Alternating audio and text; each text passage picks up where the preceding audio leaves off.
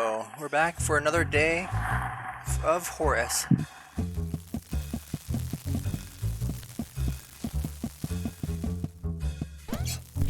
Okay, we can't do that.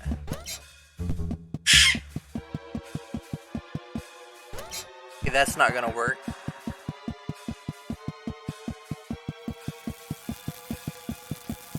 Oh, I see what we had to do.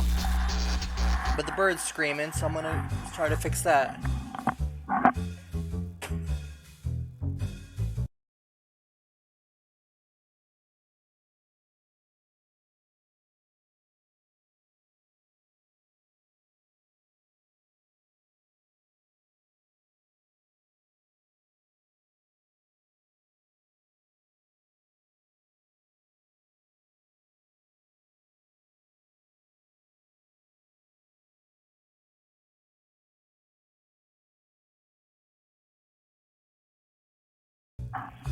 Okay, I'm back. That was a little bit too of a low of a hop. Didn't quite make it over. I failed again.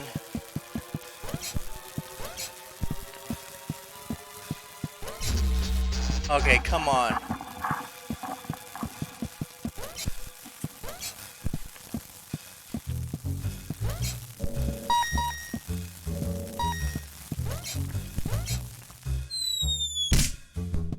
Okay, that was a fail of a lifetime.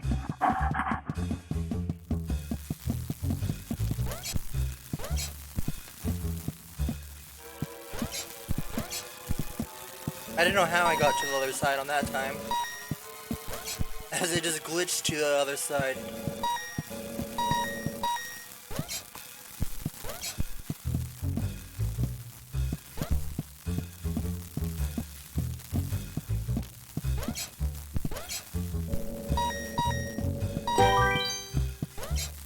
Where am I supposed to be going?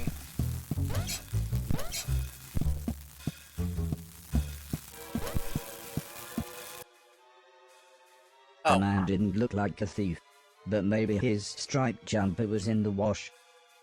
Mr. Silton was certain he'd stolen the van though, so I watched for a moment. But then I heard Mr. Silton climbing up. I was going to speak, but Mr. Silton held a finger up to his lips. He looked incredibly serious for a moment. One swift movement, and we were inside. Mr. Silton whispered that I was to go one way or he went another. Why are you whispering? I asked him. Where are we going? Find the keys to my van, Robocop, said Mr. Silton through gritted teeth.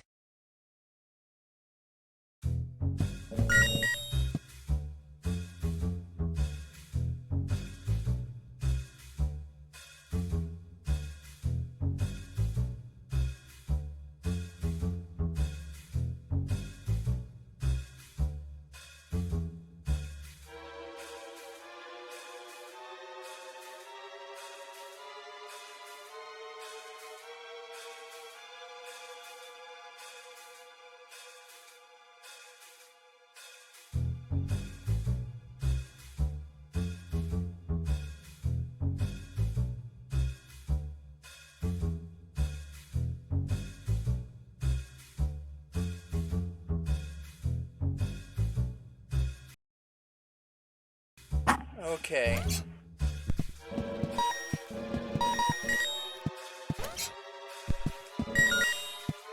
That's some time stuff.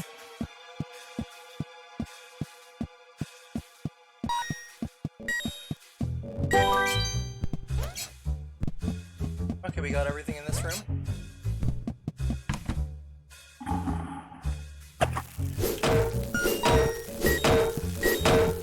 What is that noise? The piles of junk were all wired into the mains. I suppose it was a good deterrent against thieves.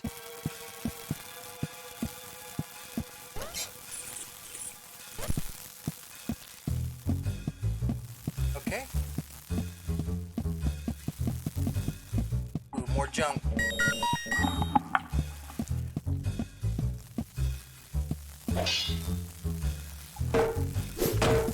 Okay, I don't get how I'm supposed to get past that.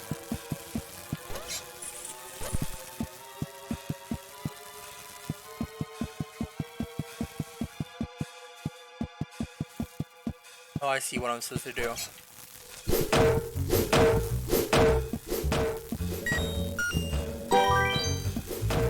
But I don't get where that noise is coming from.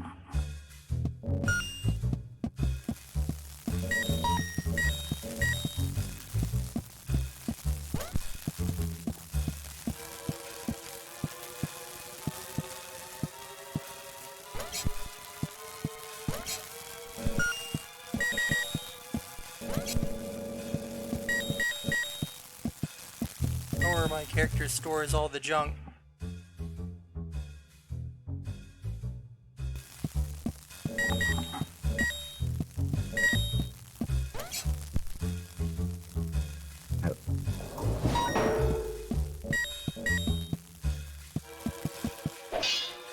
See Daisy.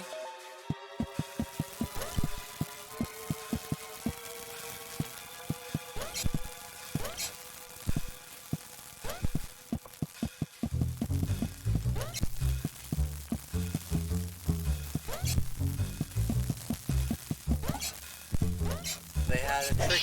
Oh, come on. They had a tricky little snag spot.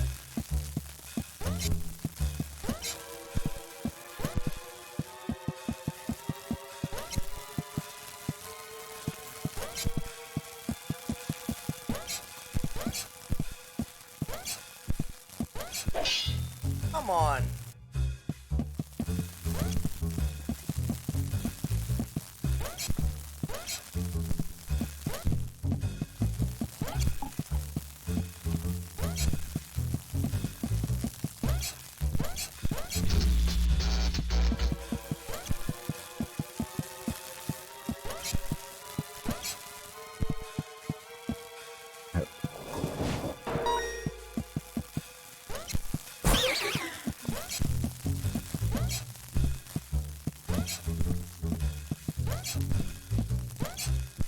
There we go, I finally made it.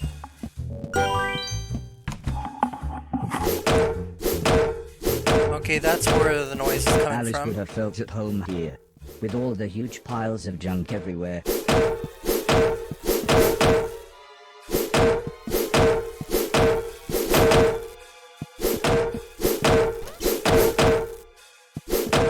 was thinking how I'd do this. So I figured it out.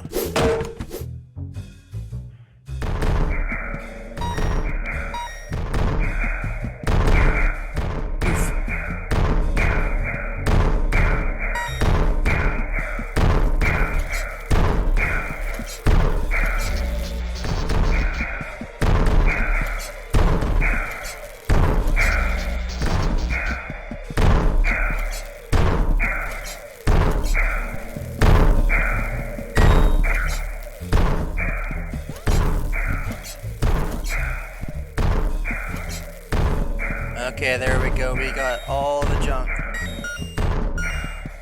I hope. Okay, that's all the junk.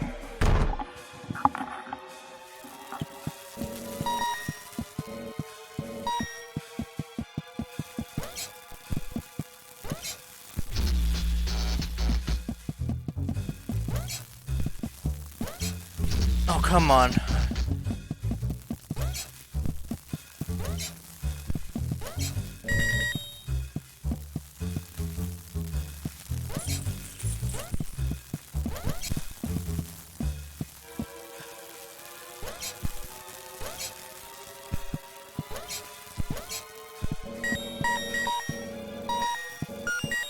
I'm confused on how you're supposed to get in here as a normal person.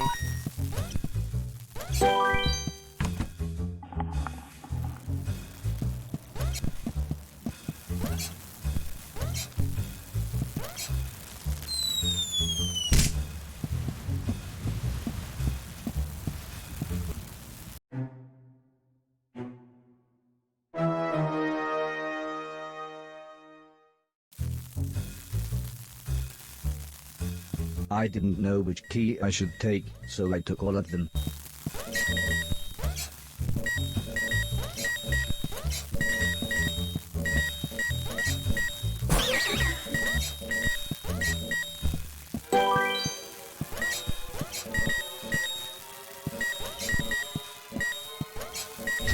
Well, come on.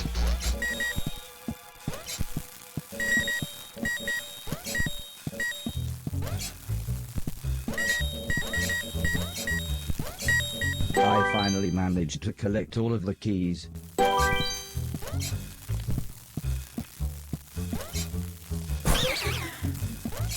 don't know where I'm supposed to go now.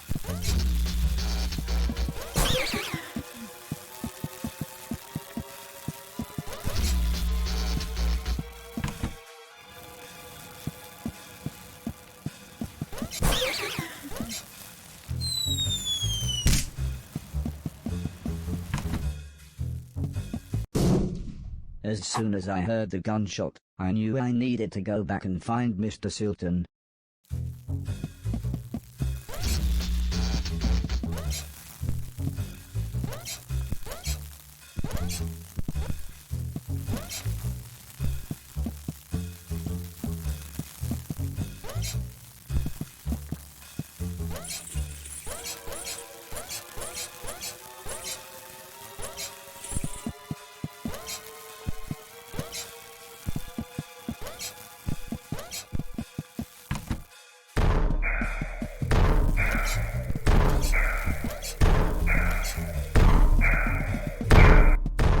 Come on. One minute. Never mind, can't go up that way.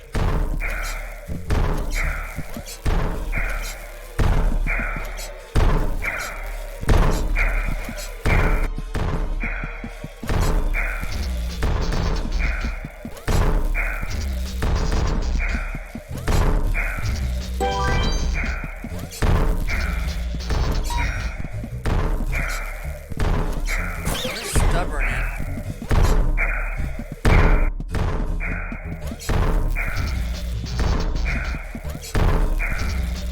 Keep trying the same thing over and over again, even though I know it's not going to work.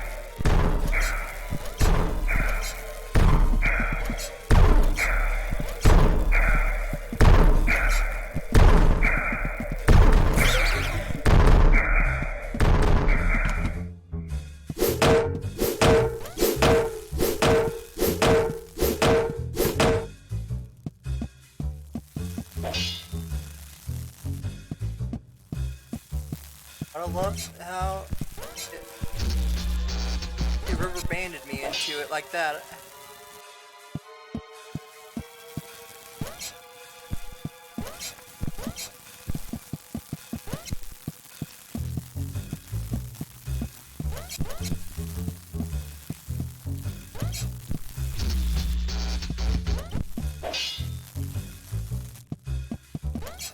Wrong way.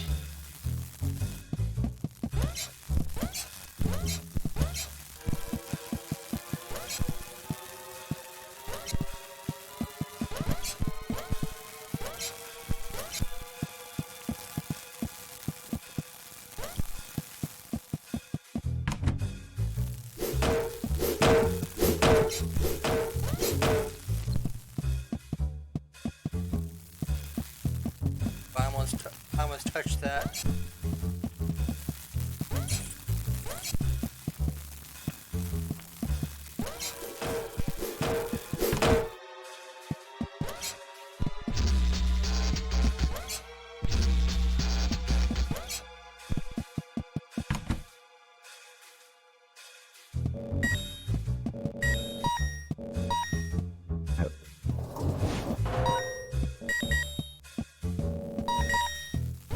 This is a nerve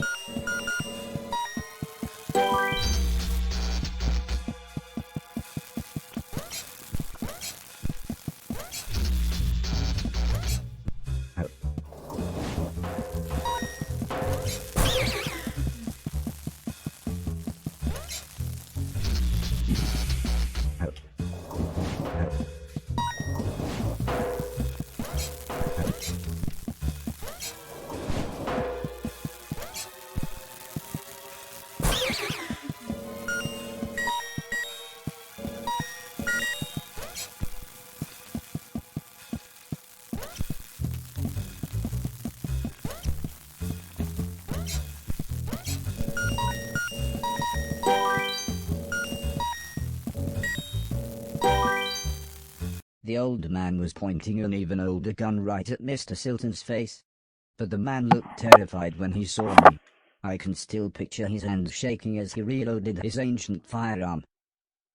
"This wasn't the plan," shouted Mr. Silton. "It's him or me. Let him have it."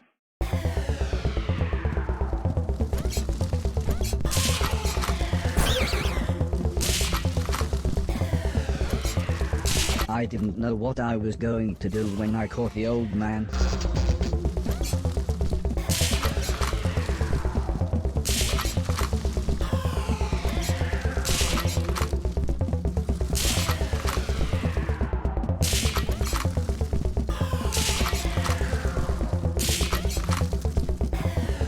But I knew I had to stop him.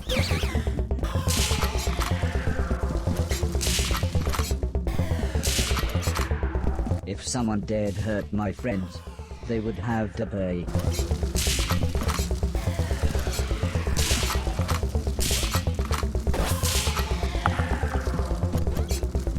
Okay, thank God there's checkpoints.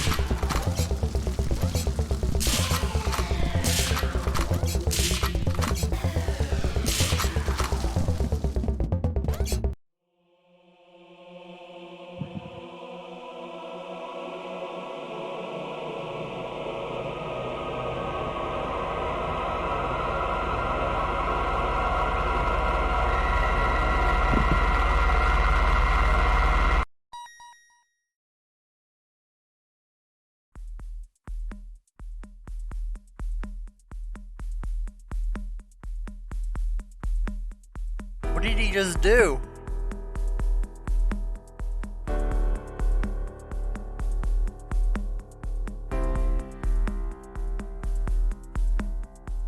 He just atomized him.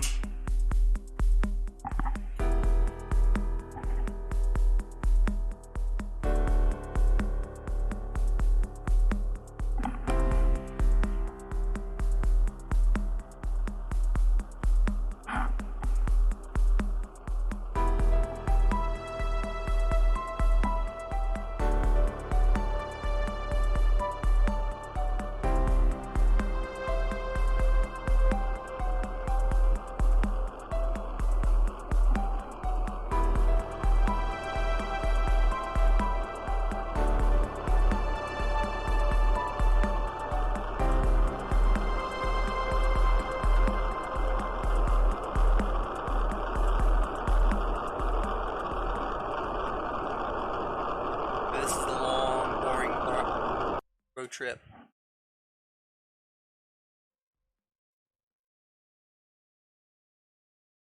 Walked across my keyboard. I kept turning the events over in my mind. Could I have handled things differently? Could I save Mr. Silton without hurting that man?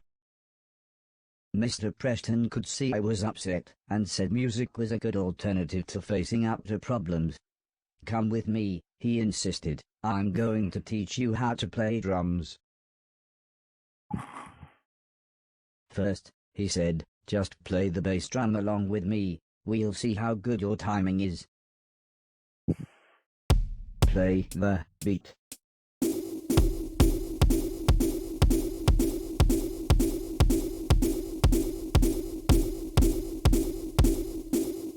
Mr. Preston asked, "Were you happy with that, or would you like to give each drum a few hits to get a feel for them?" continued Mr. Preston.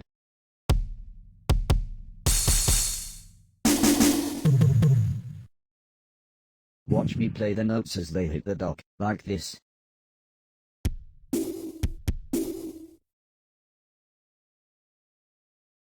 Now you try."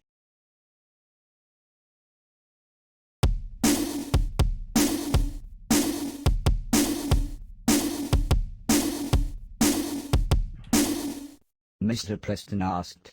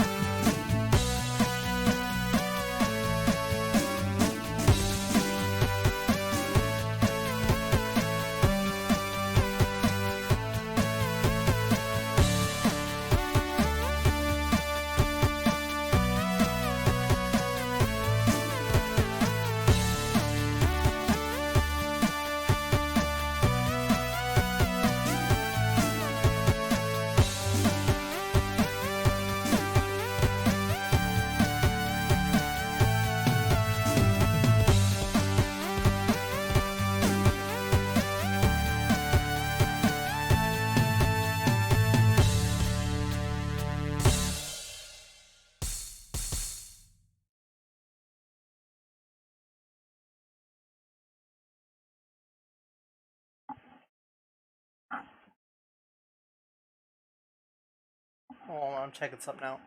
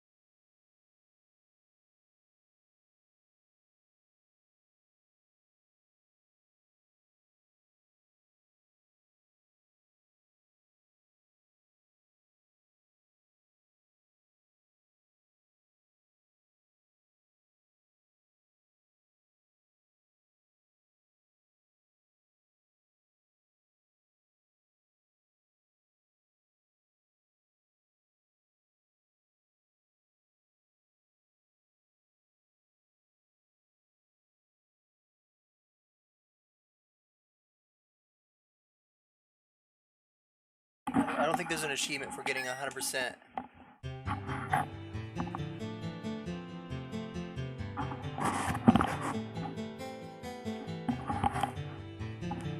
Mr. Silton was patched up, but still pretty angry. He referred to the man as a word that wasn't in my dictionary file.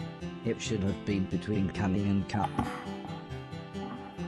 I reminded Mr. Silton about going to find the others now we had the van. But he said there was something even more important we had to do first. Mr. Silton explained that it was a good idea that Mr. Logan be released from prison early, and that this wouldn't involve a parole board but might involve dynamite. Straight away I was apprehensive. I thought only bad people went to prison. I knew Mr. Logan was the guitarist in Mr. Silton's band, but why would we help a bad person? In the end, I think it's only Mrs. Silton's smile that convinced me to help. Mrs. Silton promised to have a present for us when we got back. She said she'd been saving her money from her decorating job. I didn't know what I would need money for, but then realized, if nothing else, new games consoles must be out. Be careful, said Mrs. Silton with a big smile. Don't rob any post offices, and don't get shot. In the dead of night, it was surprisingly easy to get close to the prison building. Mr. Silton said it was like the Death Star and had a weakness we could exploit. Although I seem to remember the robot getting shot when they did that in the film. But there was no time to worry as Mr. Silton pressed a walkie-talkie into my hand and said, "Good luck."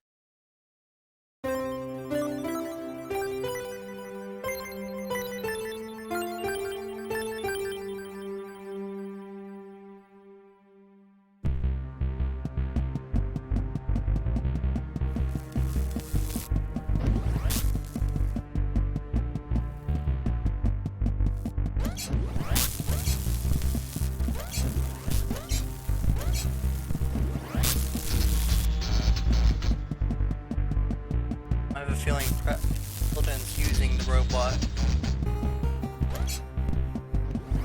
Trent.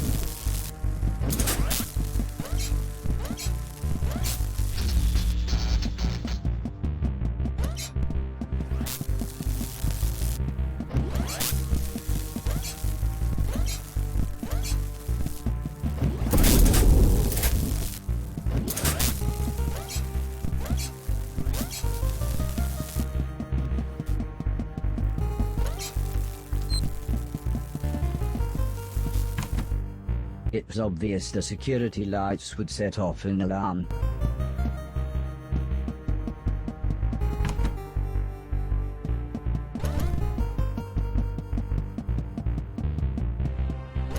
I needed to find somewhere to hide, or the guards would kill me.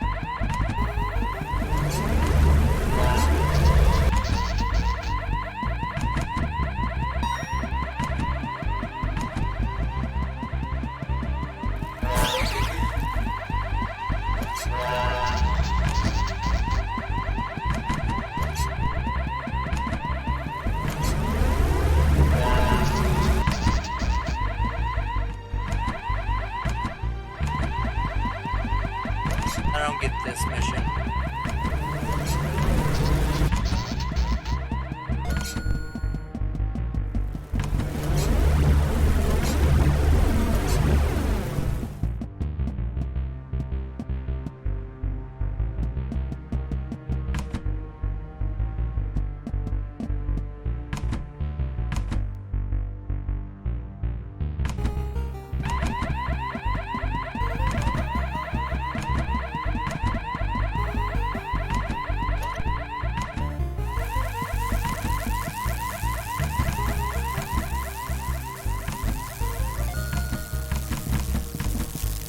According to Mr. Sultan, this was the switch that would open the laser door to Mr. Logan's cell block.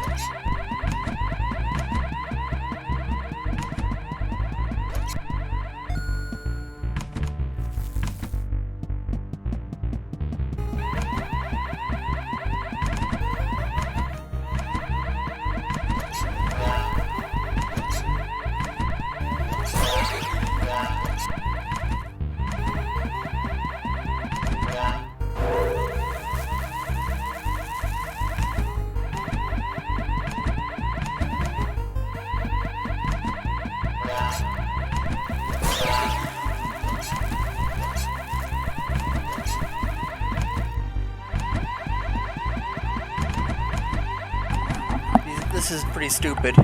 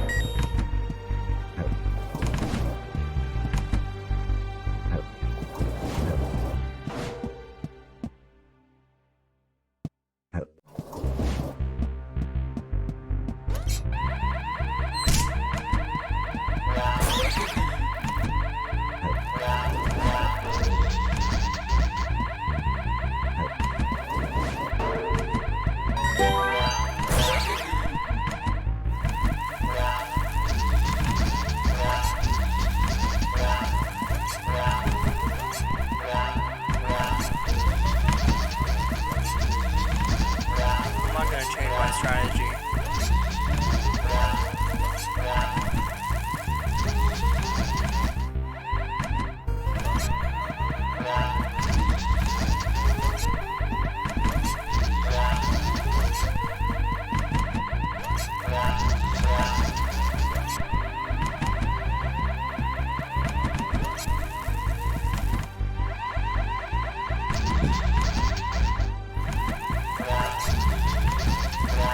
Nothing I can do but force it.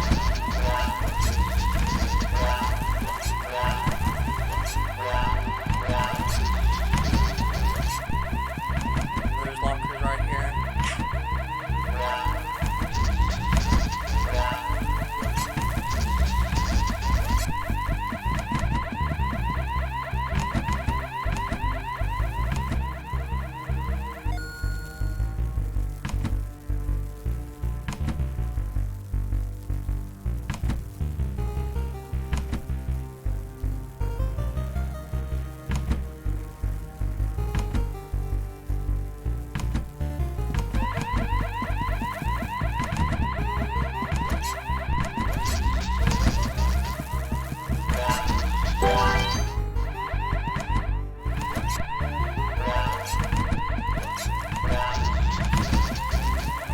We're not gonna change our strategy.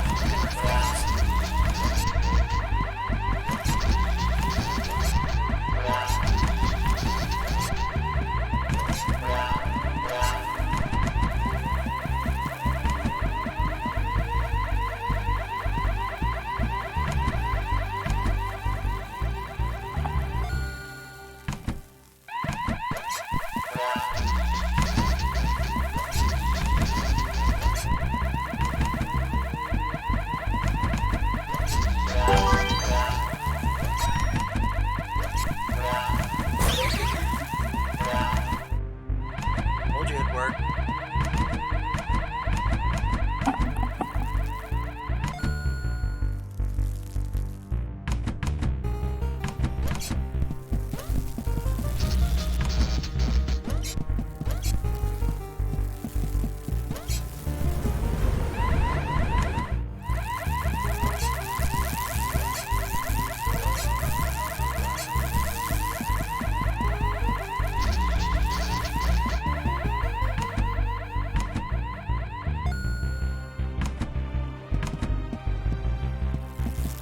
Mr. Silton seemed to think this would open the cell block door. Luckily, he was right.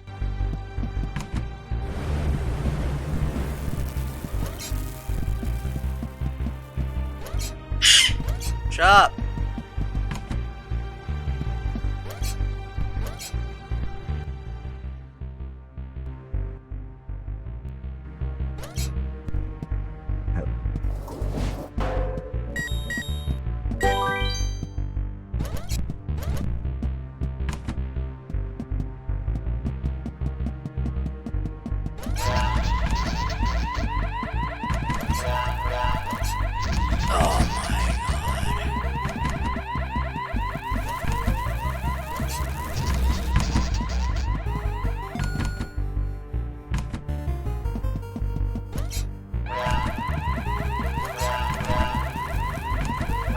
Get out of the way, pieces of shit.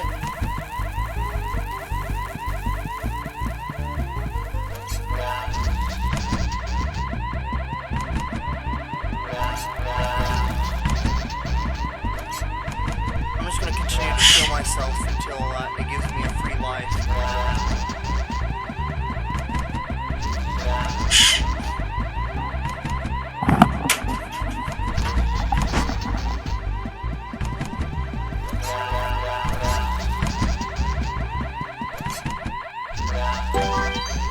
There we go.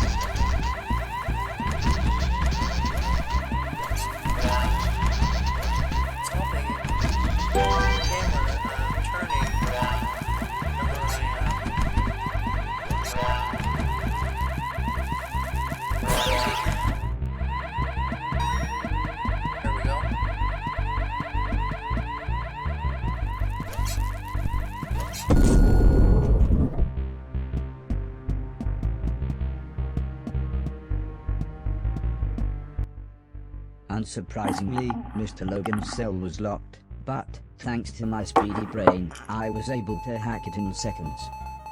Mr. Logan was not pleased to see me. No one ever was. But I couldn't work out why. However, when I mentioned Mr. Silton, he soon cheered up. We quickly made our way outside. Although I wasn't sure about Mr. Logan's stealth techniques, they were quite different from mine. But someone must have noticed Mr. Logan was missing, as, with a bright flash, we were soon attacked. This still wasn't the plan, said Mr. Silton as he insisted he was okay, and that, no, I didn't need to clean up the trail of blood. He did however urge me to take care of the huge tank bearing down on us.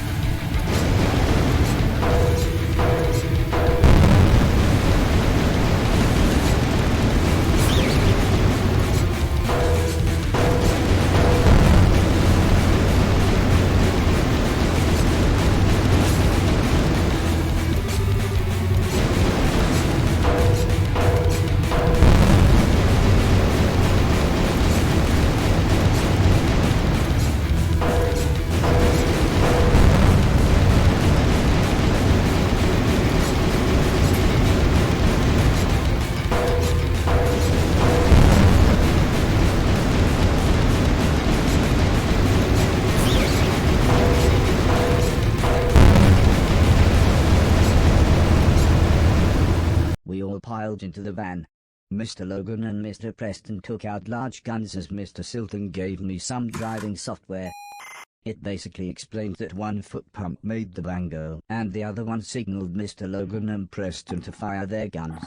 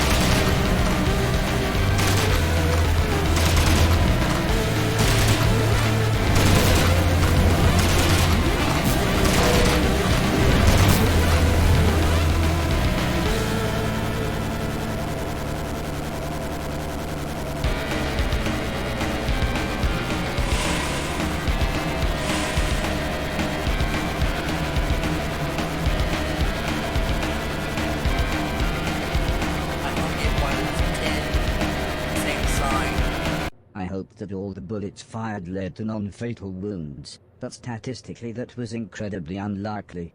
Strangely, I felt too excited and relieved to care. Mr. Silton winced as he clutched his bleeding shoulder and explained how you can't make an omelette without breaking a few eggs. I think broken eggs meant dead people. Sometimes, he said, you have to do whatever it takes to survive, even if that means killing. But not innocent people, said Mr. Logan as he stared straight ahead. Eventually, I asked Mr. Logan what he had done to end up in prison, but he just continued staring out of the window. Mr. Preston smiled as he said, "I suppose someone should explain. He told me when the war started, he and Mr. Silton had avoided conscription, but Mr. Logan was called up. His unit's first orders were to sweep through a huge urban area, killing anything that moved. The only trouble was, hundreds of refugees had recently taken shelter there. The generals knew that those people were there," said Mr. Preston, "but they couldn't have cared less." This isn't the time for another one of your conspiracy theories, interrupted Mr. Silton. Although this obviously annoyed Mr. Preston, he continued explaining how Mr. Logan and another man deserted, and, after a poor attempt to hide in a wooden vaulting horse, the pair of them were caught at gunpoint on a train, whilst trying to speak rudimentary German. Mr. Logan guided us down a small side street as Mr. Preston complained that he needed the toilet. Mr. Silton asked why we were taking the scenic route while he was trying not to bleed to death. But Mr. Logan gave Mr. Silton a quick glance. "You're fine," he said with the faintest of smiles. Soon the night sky was full of twinkling stars, and I was able to impress everyone with my navigation skills. The software was state-of-the-art, but I remember Heather telling me how the ancients had used the stars in much the same way. It always made me smile, thinking about the names she gave the constellations. It was the middle of the night by the time we got back, but Mrs. Silton was still up waiting for us. "Really, again, in the same place," was all she said as she shook her head and tended to Mr. Silton's second bullet wound. Mr. Preston nearly knocked us over as he sprinted towards the bathroom. It appeared that his body had kept on making urine, even though it didn't have anywhere left to store it.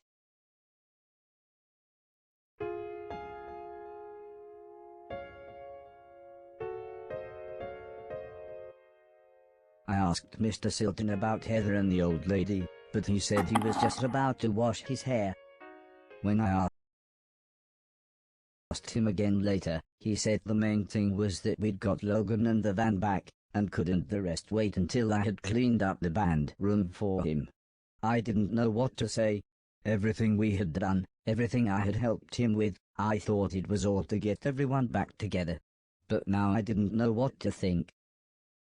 Before I could say anything, Mrs. Silton explained that it was okay if I only travelled on trains and was alone. I must have looked worried as Mrs. Silton smiled and continued, "If you really want these idiots to go with you, they can disguise themselves and catch the next train after you." Mr. Silton was dismissive, and said I'd get nowhere without proper ID. "They'll be stopping robots for even the tiniest of things," he said.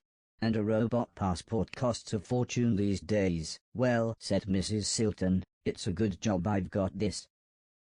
Mr. Silton looked confused and asked where Mrs. Silton got the money.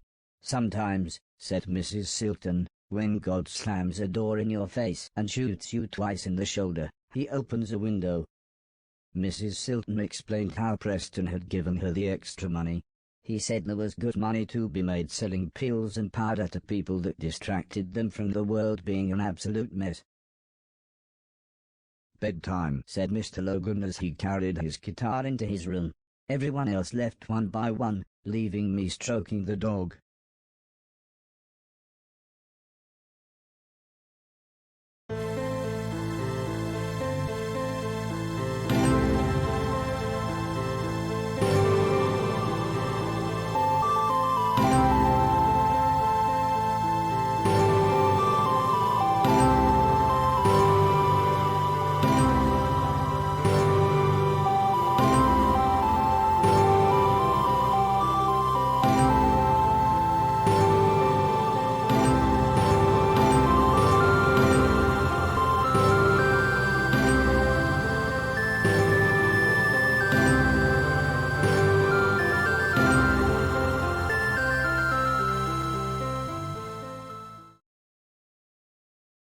I awoke to the sound of Mrs. Silton making herself some breakfast. It felt very early, but I suppose it was just that we had gotten so late. Mrs. Silton gulped down her coffee, and with a reassuring smile she said, "Let's do this."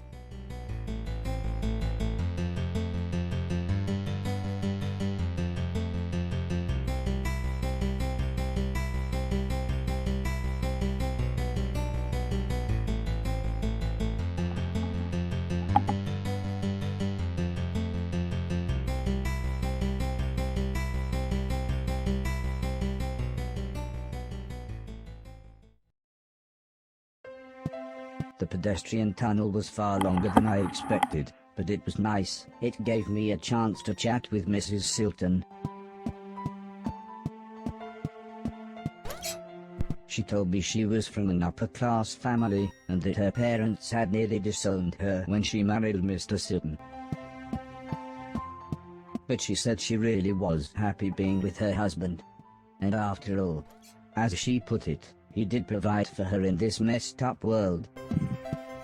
However, I couldn't help but laugh when she said how much she liked Mr. Silton's band.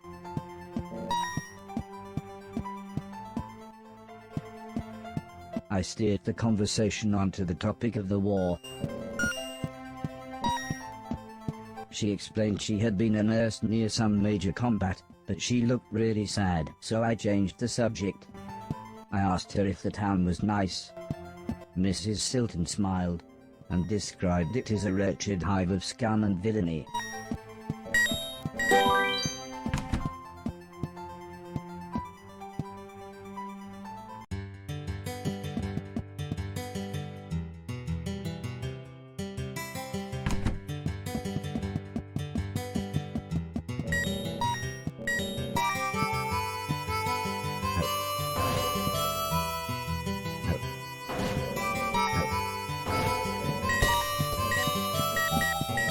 Train tickets cost $1,000, so Mrs. Silton said I should trade in some of the things I'd cleaned so I could afford to travel. However, when we tried the door, it was apparent that the junkyard owner wouldn't be back for a while. So Mrs. Silton suggested I try to earn some money by other means. She said there were plenty of jobs in the town that a robot could do.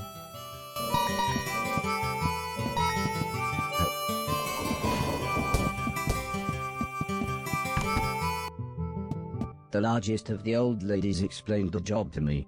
I would be drying plates. She explained that old people couldn't afford to retire anymore, so she and her friends had to take menial jobs. All of the old ladies would be throwing plates at me as quickly as they could. I just had to catch and dry them.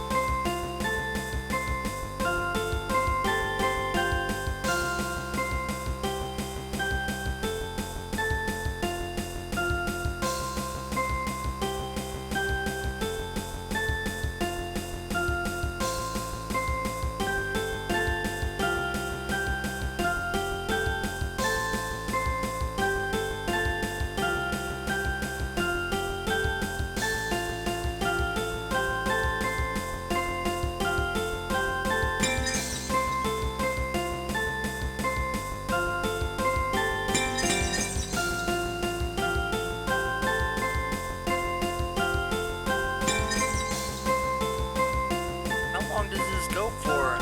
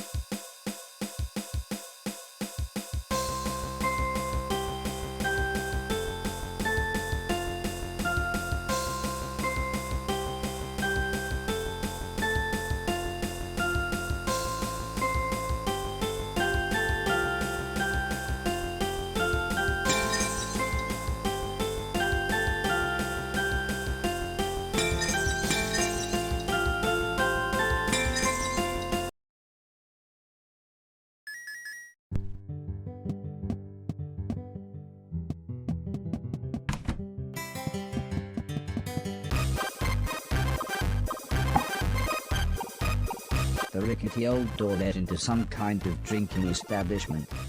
But the bartender soon made it clear that, as he put it, they didn't serve my kind here, and that I would have to wait outside.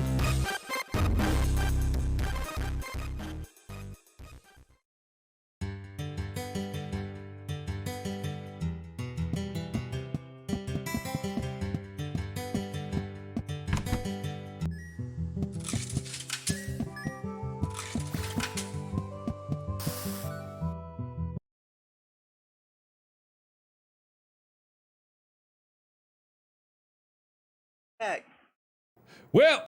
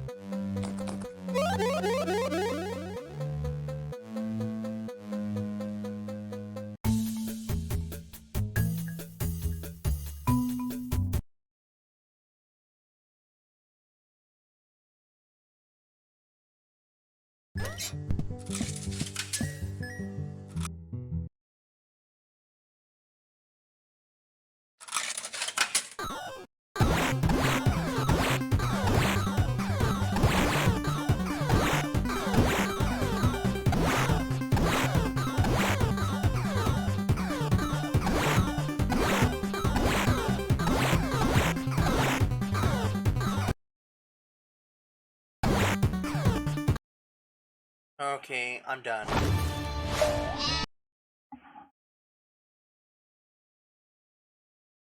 I'm gonna stop the stream now.